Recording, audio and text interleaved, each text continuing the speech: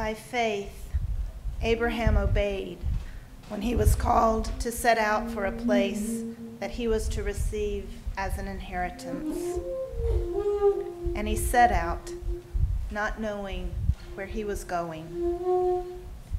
By faith, he stayed for a time in the land he had been promised, as in a foreign land, living in tents, as did Isaac and Jacob, who were heirs with him of the same promise.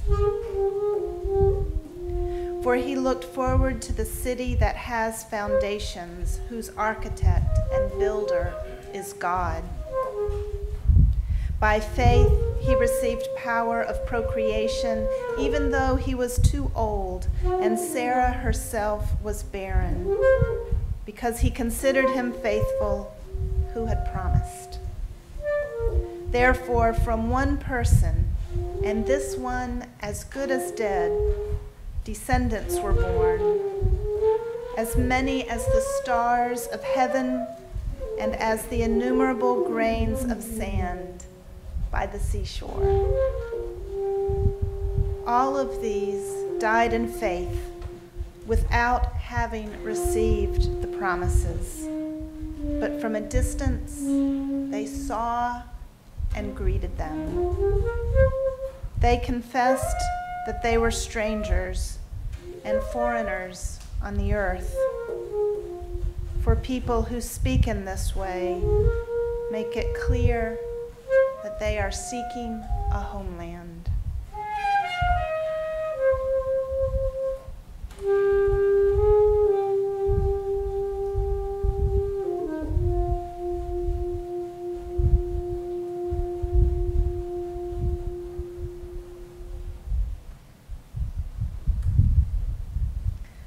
Good morning, church. It's so good to be with you in this beautiful place on this beautiful day.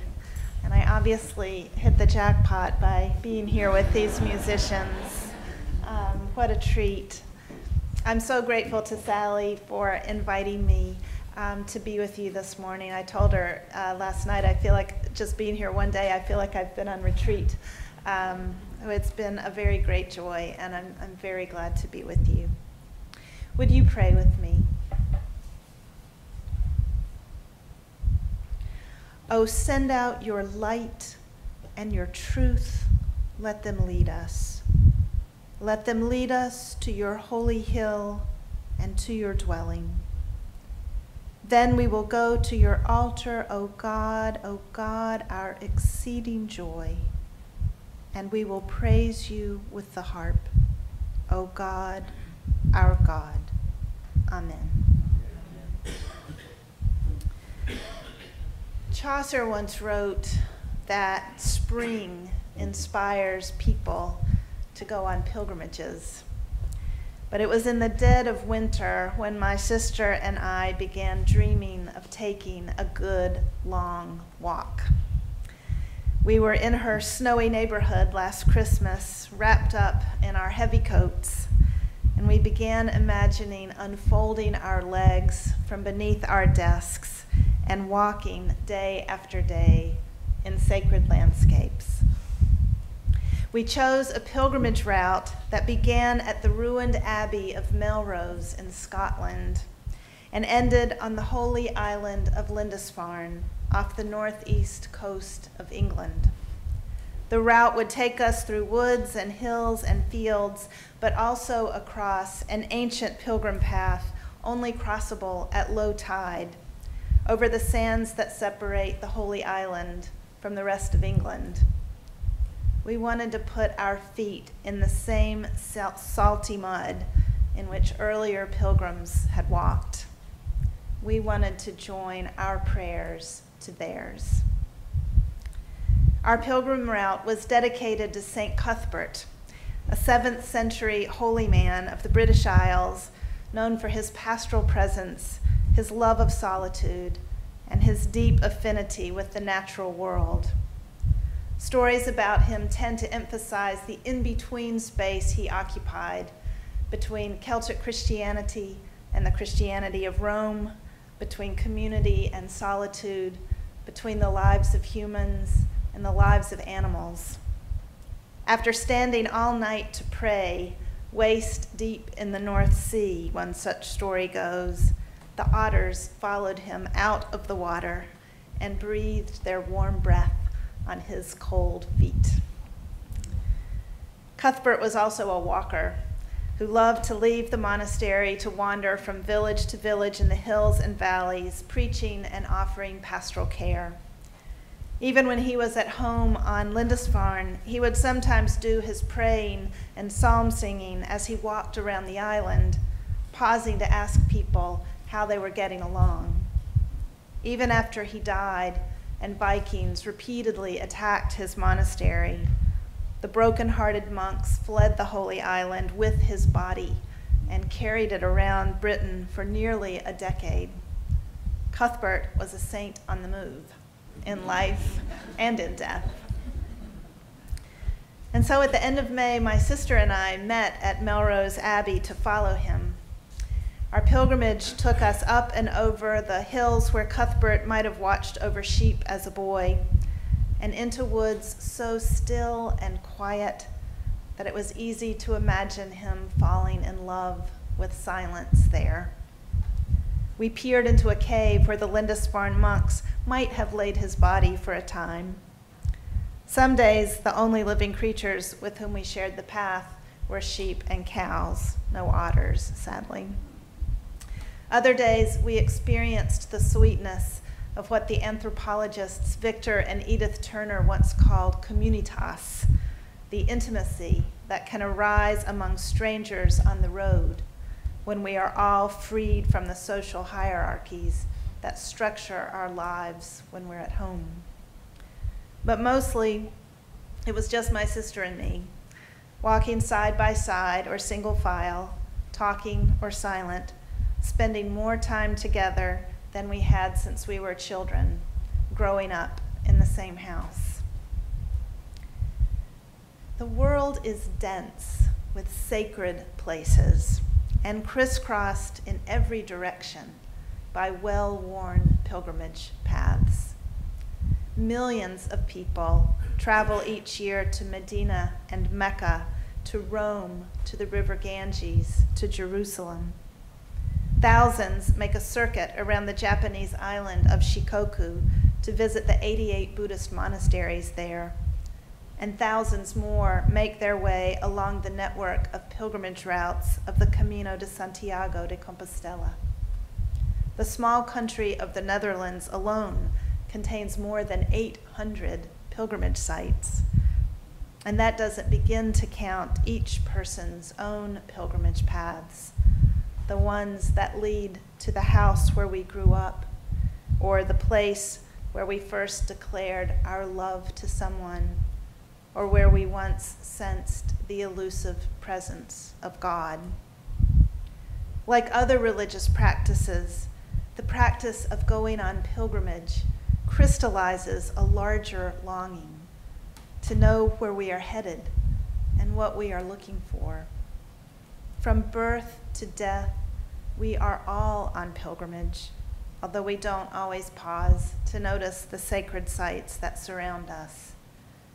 Making a pilgrimage can remind us of the holiness of the paths we walk every day, can remind us to look around for the divine presence suffusing our familiar landscapes. Making a pilgrimage can also remind us to leave the marked path in search of the sacred, to get a little bit lost.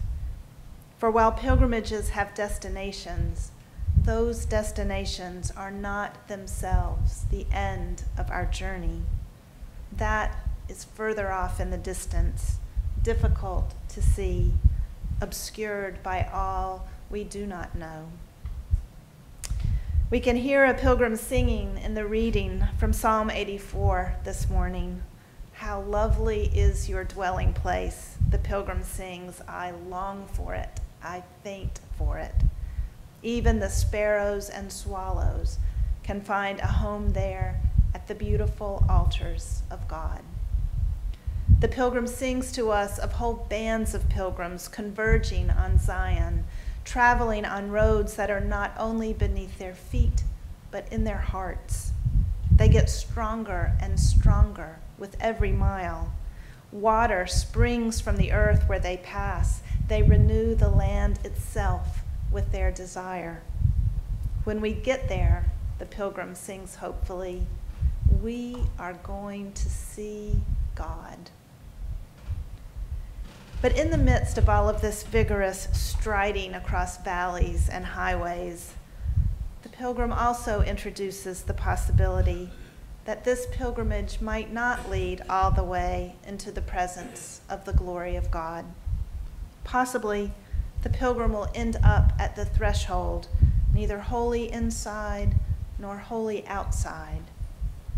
If so, the pilgrim won't complain.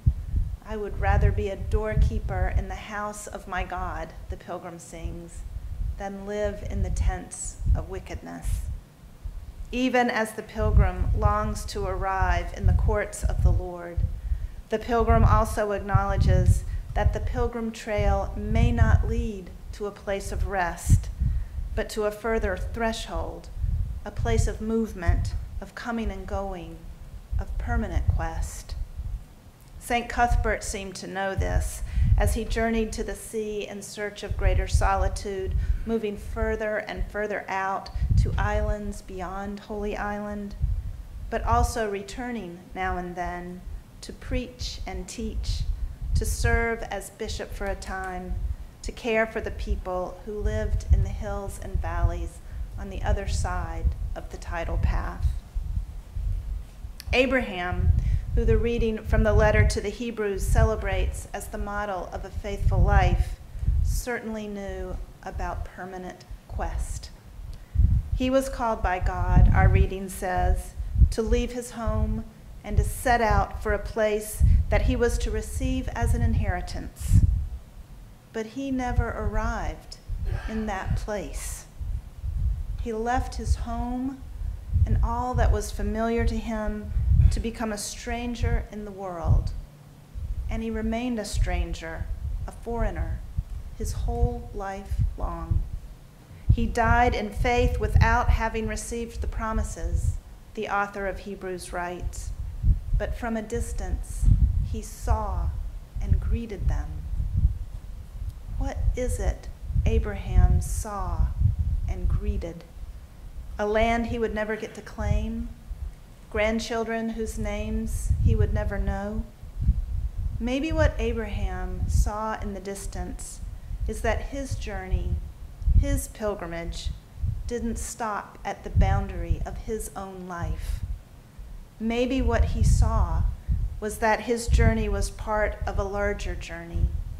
Maybe he saw that his faithful pilgrimage with no destination in sight would make the journeys of others possible.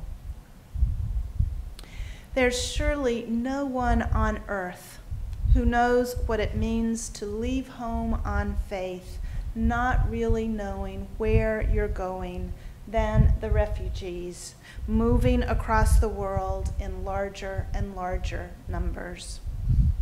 My sister has spent much of her life working with and for refugees, especially the children who make it to our southern border unaccompanied. And it was impossible for her to walk for days as we did in Scotland and England without thinking about those children and the movement of people across the world who have been displaced by violence and poverty. Imagine, she would say, as we struggled up a hill, if we had to walk 20 miles today instead of 10. Imagine if there weren't a bed waiting for us at the end of the day. Imagine if there were predators along our route. Imagine if we didn't know how our journey would end. I watched her carry not only her own concerns on our journey, but the concerns of others that she has made her own. Her pilgrimage was a prayer, every step, and I tried to follow in the path she made. As the current administration tries to implement again a travel ban, aimed so squarely at those who, like Abraham, have set out in faith without knowing where their journey might lead, but who know they must take it, These stories remind us that we are all on a journey through this world, whether we ever leave home or not. We are all part of the journey of humanity. Our journey is bound up with the journeys of others in ways that are both visible and hidden. Certainly, our journey is bound up with the journey of our faith communities. Certainly, it is bound up with the journey of our nation. As a nation, we are in unfamiliar territory. Where are we going? What are we trying to become? In my summer school class, we just read The Quest of the Holy Grail, in which the knights of King Arthur's Round Table are called to go out into the world to seek a holy object that has the power to heal the land. There's no map for this quest and no path to follow. In fact, the knights go out of their way to avoid any well-marked paths, launching themselves into the most trackless parts of the forest in the hopes of encountering an adventure. Because an adventure will present them with a choice, a moral choice, and if they choose well, then the next part of their journey will unfold. Not the whole thing, just the next little bit. And that's how the successful knights move toward their goal, little by little, adventure by adventure, choice by choice, learning as they go to choose mercy for their enemies, sacrifice on behalf of strangers, and courage to stand up for the vulnerable. St. Cuthbert's Way is very well marked, but my sister and I did occasionally get lost. We'd get to talking and miss a sign and have to stop and figure out where we were. The psalmist sings of pilgrims navigating by the maps that are written on their hearts. Our resources were a bit less mystical. We had a map of the trail and a book that described it, and we usually needed both of them to get back on track. My sister would unfold the map and try to locate where we were.